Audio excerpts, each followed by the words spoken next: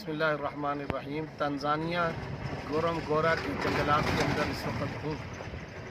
قرآن کریم کے اندر اللہ رب العزت نے تقریباً 10 جانوروں کا نام لے کر تذکرہ فرمایا ہے۔ اس کے علاوہ اگر حشرات الارض اور پرندوں کو بھی جمع کیا جائے تو تقریباً 35 مقامات اللہ رب العزت نے جانوروں کا تذکرہ فرمایا۔ اور دراصل یہ آبشاریں، دریا، سمندر، پہاڑ، جنگلات، درخت، جانور اور حتیٰ کہ انسان کی بدنی ٹیکنیک، یہ اللہ رب العزت اس لیے بار بار بیان فرماتے ہیں تاکہ انسان قرآن کریم کی اور اللہ کی پیدا کردہ ان مخلوقات میں تدبر کرے، غور و فکر کرے اور مخلوقات سے خالق تک پہنچ سکے۔ اب آپ اندازہ لگائیے، قرآن کریم میں انسان کے بارے میں اللہ نے فرمایا وَفِي أَنفُسِكُمْ أَفَلَا تُبْصِرُونَ، تمہارے اپنے وجودوں میں اللہ کی نشانیاں کیا تمہیں نظر نہیں آتی؟ ہاتھی کا تذکرہ، اونٹوں کا تذکرہ، مختلف جانوروں کا تذکرہ اللہ رب العزت نے فرمایا۔ ابھی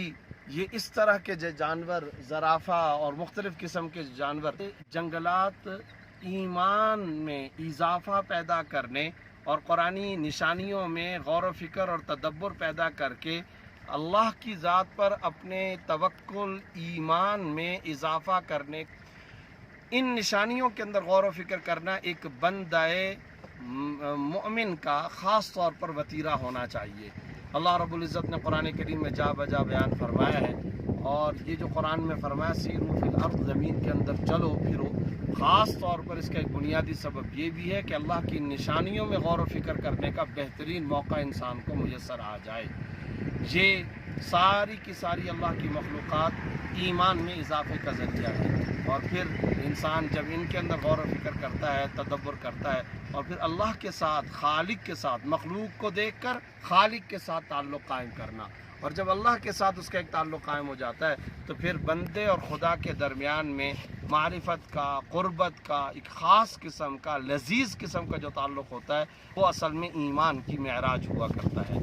اس وقت تنزانیہ کے اندر، گورم گورا کے جنگلات کے اندر لاکھوں ایکڑوں، ہزاروں ایکڑوں پر مشتمل جنگلات، جس کے اندر زرافے، شیر، چیتے، ہرن، ہاتھی، دریائی گینڈے، جنگلی بھینسیں، جنگلی گائے، مختلف قسم کے حشرات، مختلف قسم کے پرندے، حیران کن مناظر ہیں۔ اور پھر جو سرسبزہ ہے، پرفریب قسم کا منظر، پہاڑوں کا منظر، پہاڑوں کے درمیان میں جہاں لاوا پھوٹنے سے زمین میں ایک پلیٹ کسی بڑی شکل بن گئی اور جانور اب اسی کے اندر ہمیشہ ہمیشہ رہتے ہیں، یہ بڑے خاص قسم کے مناظر ہیں۔ اور اصل یہ ہے، قرآن کا مطالبہ اور ڈیمانڈ یہ ہے، ان مخلوقات کے ان مناظر کو دیکھ کر خالق تک پہنچا جائے۔ اللہ ہم سب کو اس کی توفیق عطا فرمائے۔